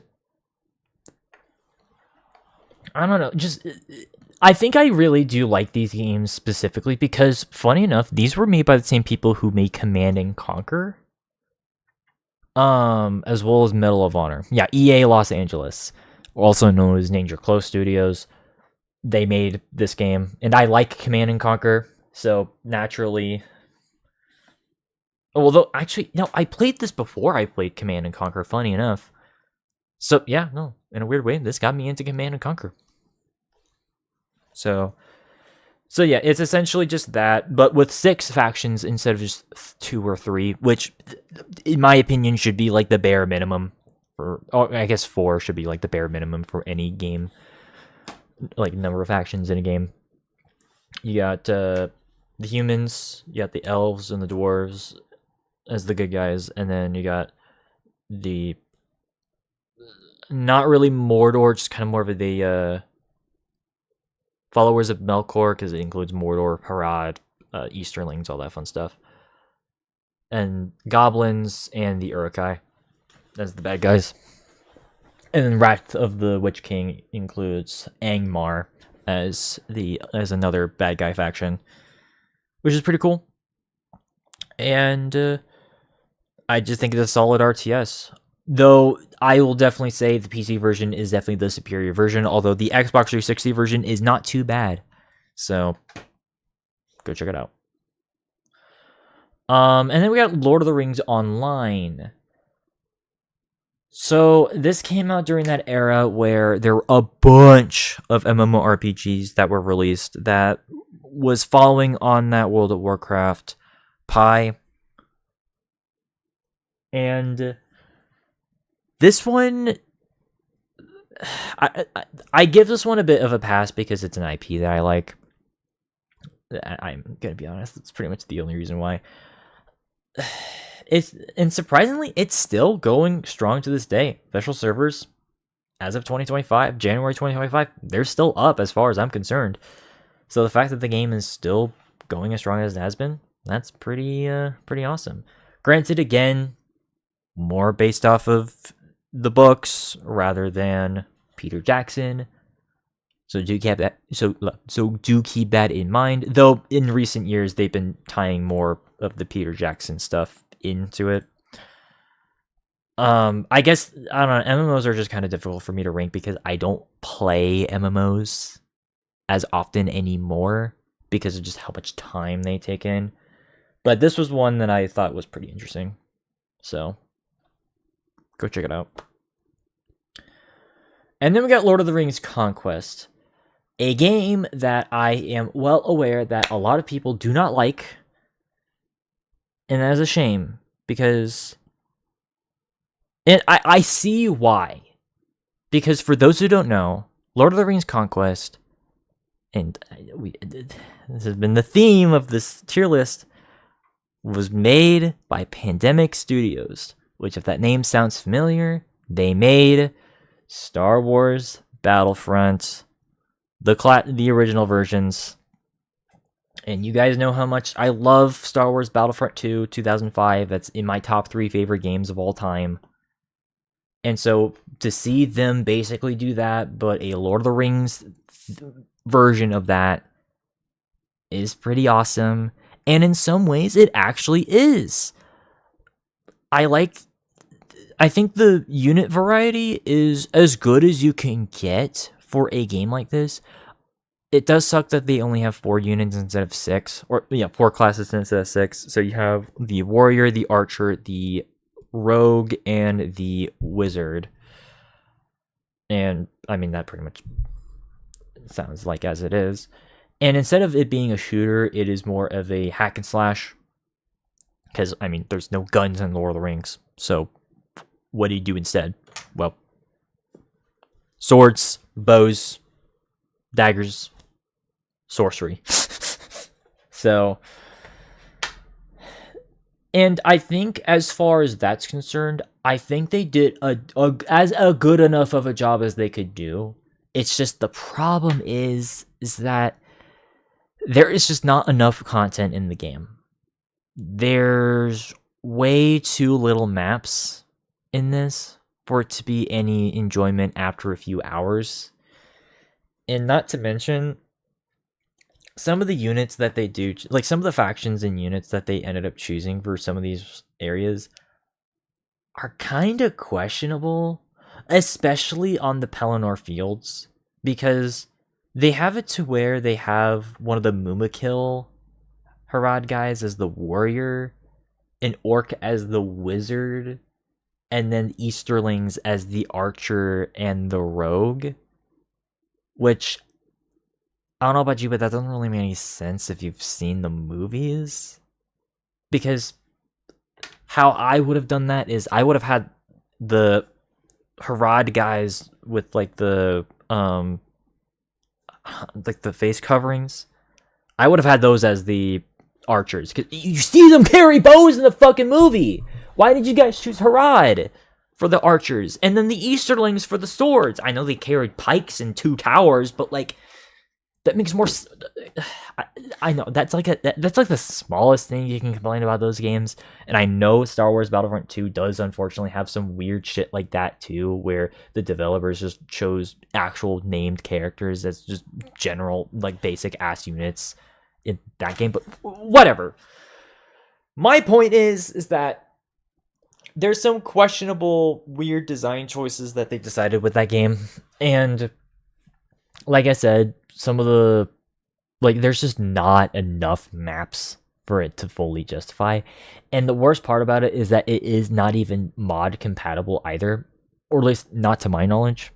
I'm gonna check ModDB, to see if there's any sort of mods they can find of it, but I didn't really find anything worth of note. Yeah, there's no.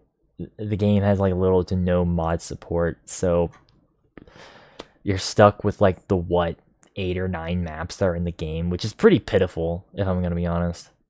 That being said, though, the core of the game I still think is pretty fun, and the fact that you can actually play as most of the major characters I can think of off the top of my head in the game is pretty awesome. So, not a complete failure as some people make it out to be, but definitely a disappointment in some areas. Alright, the early 2010s games.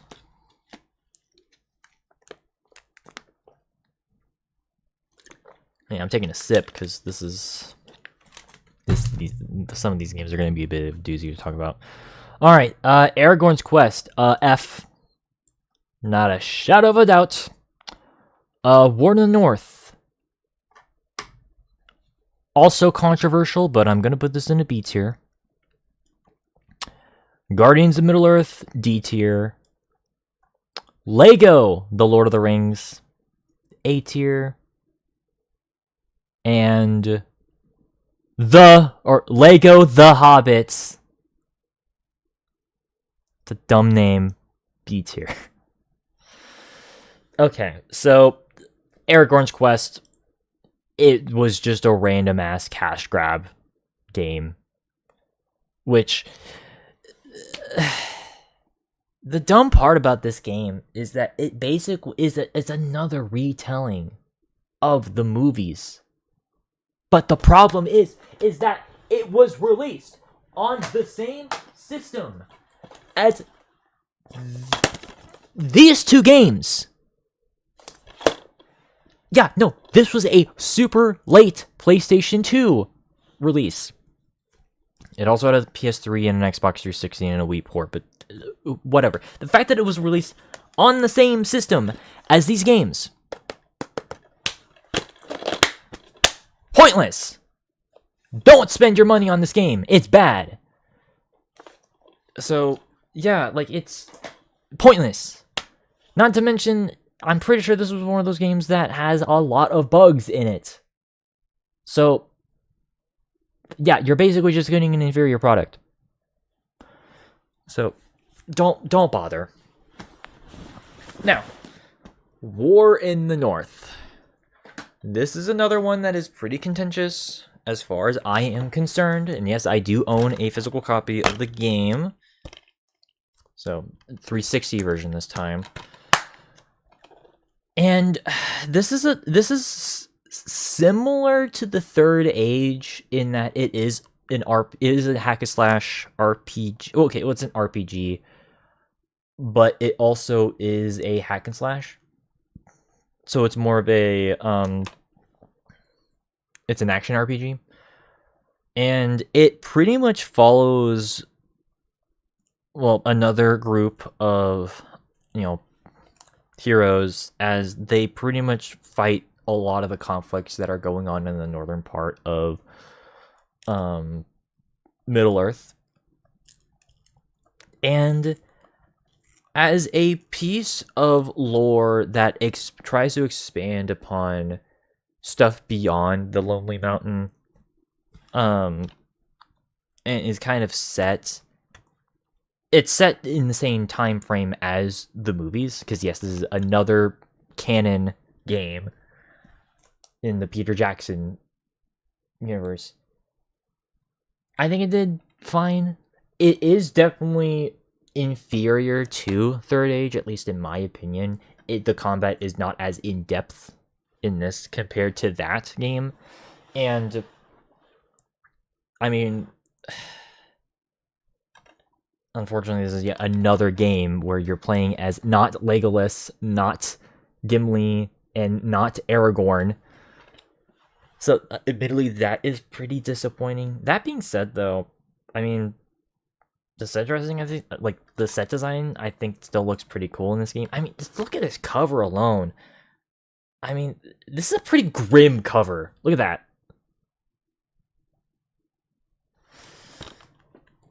So, as far as I'm concerned, I see this as more just kind of expanding upon the world. It's more of a world building game. So, and I think I appreciate it in that respect. So, because of that, I am going to keep it in the B tier. But do keep in mind that I do think that Third Age is just overall better. Like, it's just overall better if you want an RPG experience within the series. So, make no mistake, though, I still think they're both fine RPGs. Guardians of Middle-earth, though. I could have cared less about this game. So, for those who don't know, this was a MOBA. So, basically, it's in the same lineage as something like League of Legends, or Dota, or Smite. And if you guys know anything about me, I cannot stand MOBAs. I fucking hate MOBAs. Literally, my first round playing Smite on PlayStation 4, I literally had some random asshole just... They weren't even in voice chat. They DM'd me talking shit. It's like... Dude, that's literally my first match. Give me a fucking break. So, yeah, toxic fan bases and overall annoying and stressful gameplay, but that's besides the point with those. Unfortunately, Guardians of Middle-earth basically was their attempt at that, but with Middle-earth characters. Mostly from the Lord of the Rings movies, although they brought in some characters from The Hobbit. And, yeah, no, I could care less. I mean, you're talking, like I said, I hate MOBAs, so naturally, I'm not gonna like this. So, yes, the servers did shut down in 2019, but you can still find physical copies to play the single player in, and, well, it's not really worth your time. So, that's all I gotta really say about this game. And then we got the LEGO games. So, LEGO Lord of the Rings. I mean, we talked about LEGO Lord of the Rings, the theme, in our last tier list. And, I mean, I'm still crying about the fact that we still have not gotten newer Lord of the Rings sets, much to my dismay. But the video game adaptation, I mean, it's a Telltale game. So naturally, it's a Telltale like Lego game. So naturally, it's going to be of a higher quality. And truth be told, this is another Lego game that I would consider to be honestly one of the best Lego games ever. And in some ways, and I know people are going to be mad about me when I say this, in some ways it is just definitively better than that of the some of the Lego Star Wars games. So, I know that might be heretical for a lot of people, but let's be real here.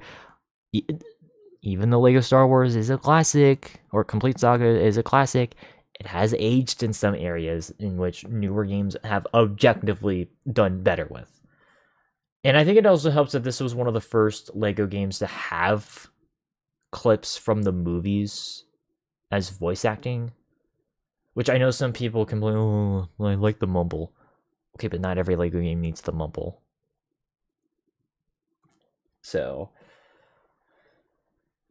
yeah, as far as Lego games are concerned, it's pretty good. And then we've got Lego The Hobbit, which they should have just called it The Lego Hobbit.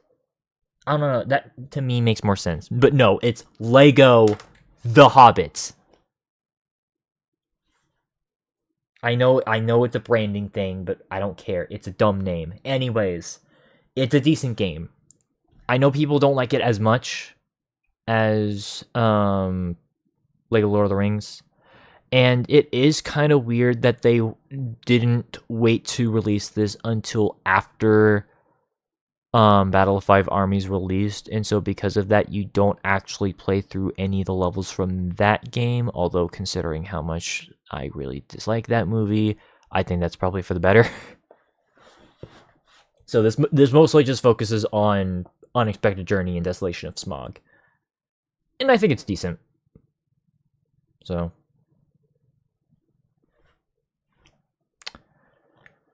And that then leads us into the last three things on our tier list. And that, of course, is both Shadow of Mordor and Shadow of War, as well as Return to Moria. So, I'm just going to be frank. Shadow of Mordor. Easy. Easy. S tier. Shadow of War. A tier. And to wrap it all off, C tier. So, if you guys know, Shadow of Mordor is a certified banger classic. Also canon within the Peter Jackson Lord of the Rings. Same thing with Shadow of War, which is pretty awesome. So, yeah, but as far as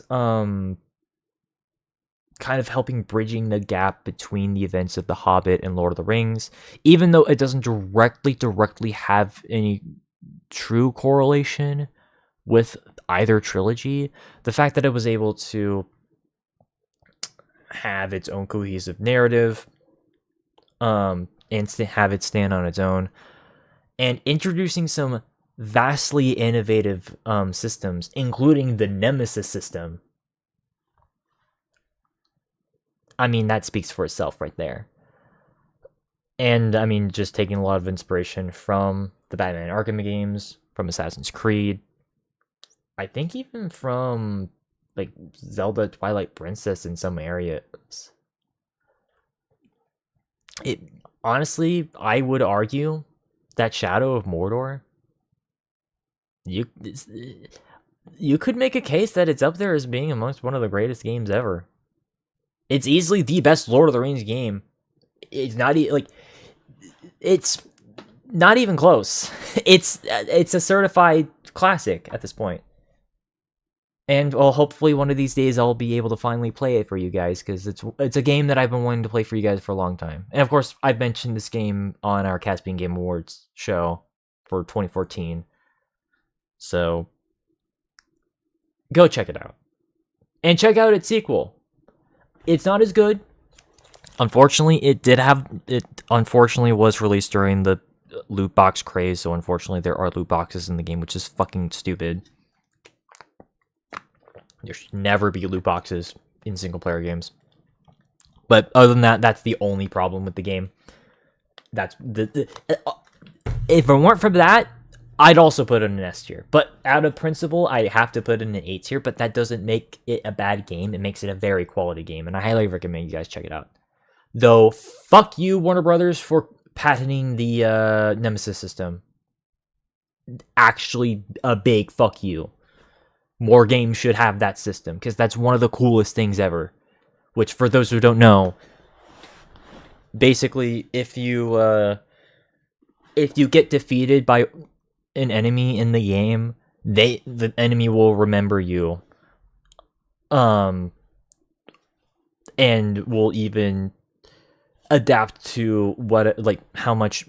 Basically, they'll be adapting to how much stronger you got, or they might even flee and they'll remember you. It's a very complicated system, but basically it adds a lot of narrative depth to stuff that otherwise wouldn't even be a part of the main campaign. And it's one of the coolest things ever, but fucking Warner Brothers had to patent it, so video games can't actually use it, which is stupid. I mean, thankfully, the two games that it's in are fantastic, so that's at least worth something. And then one game left. No other game released between. We do not acknowledge any other game that released between Shadow of War and Return to Moria. Okay, fine. I'm not touching Gollum. It looked like shit. That's the only time I'm acknowledging Gollum. So, like, I know I know what tier it would be, but I'm not putting it on there because I don't want to acknowledge it. But anyways, Return to Moria. So this came out late in 2023. It is a survival game similar in vein to Northgard. So if you, or not Northgard, wait, what? Valheim, that's what it's called. Yeah, Northgard is an RTS. Valheim is what I was thinking of. Wait, no, was it Valheim? God damn it, I don't remember these freaking,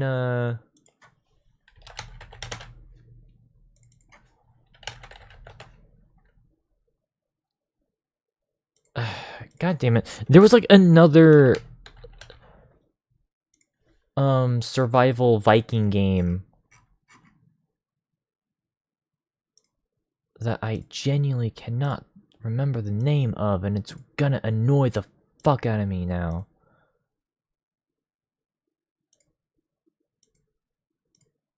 But basically, it's basically another survival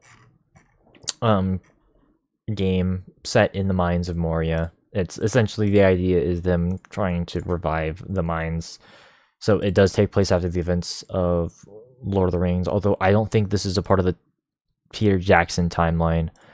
I'm pretty sure this is another game based off of the books. So that's always great. And I guess just for me, the survival game has got to, in order for me to really get into survival games, it's got to really engage with me. Because for me personally, survival games tend to be pretty hit or miss. And thankfully this one is a decent one, but I'm not going to pretend it's like any that is extremely stand out-ish. So, I don't know. It's just kind of one of those... It's just kind of one of those games that is just decent. But that's all I gotta really say, you know? So, Tribes of Midgard. That's what I was thinking of. Okay. Sorry, yeah, that's what I was thinking of. It was Tribes of... if you know Tribes of Midgard, that's the closest comparison I can think of with Return to Moria. So, but yeah, that's the tier list. And we did it in record time, just under 2.5 hours. Hell yeah. So, yeah, this was definitely an interesting list, and surprisingly, definitely more good than bad, which is a good thing, because I mean, Lord of the Rings is one of my favorite fantasy franchises of all time, and I mean, Peter Jackson movies are two of my favorite, or just my favorite movies ever. So, just the fact that I was able to rant about a lot of these, granted not as in depth as one could ask for, I just think it was still pretty enjoyable overall. And I just want to give acknowledgement and thanks to J.R. Tolkien. I know he's dead, but just the fact that he was able to help pioneer in the high fantasy spawning the idea of high fantasy is pretty awesome. And granted, I don't know how he would feel about a lot of the media post death. I mean, I'm not gonna lie, he'd probably be, I feel bad for saying this, but he may or may not be rolling in his grave, because I don't think he would particularly like he definitely wouldn't like a lot of the changes in The Hobbit. I don't know how he would feel about the video game side of things. But I think most of the creations, at least in like the A and the B tier, and obviously with the Shadow of Mordor in S, I think a lot of that comes from just more so appreciation and love for the original source material. And that's something that I at least hope to acknowledge. So yeah. Thanks for making one of the best sets of books ever and establishing a universe that is loved and cherished by millions across the world. And thank you, Peter Jackson, for creating literally the best trilogy of all time. So, but yeah, that's the tier list. But before we actually end this, I do want to make a personal announcement. So, okay, so first of all, tomorrow is most likely going to be the Caspian Game Awards for 1991. It just really depends on if I can get the slideshow finished, because unfortunately I've got a decent amount of homework that I want to make sure I can get done with, but that all just depends on everything. So do keep that in mind. If I have to delay it to Saturday or Sunday, then I will. But normal streams will hopefully start up by the beginning of the next week regardless. But also, and I think I'm going to make this into a separate stream. Recently, there were some things that a few of the people that I used to associate myself with did kind of reach a bit of a boiling point. And so if you start seeing some people on here less and less, keep in mind that I no longer really associate myself with them. I don't want to get into details as of this moment. That will definitely be for a later time. But let's just say it was definitely yeah. So, but that's all I got to really say about that right now. But either way, I hope you guys did enjoy this. If you guys did, of course, if you're watching this on Twitch, of course, hit the follow and the bell icon. If you're watching this on YouTube, of course, hit the subscribe and the like button as well. If you guys want to share this over to other people, feel free to do so. If you want to directly support the content, make sure you hit the subscribe button over on Twitch. And I also did update the link tree, so if you want to check out all my other content, feel free to do so over there. But yeah, either way, I'll see you guys in the next one. Have a good night, and peace out.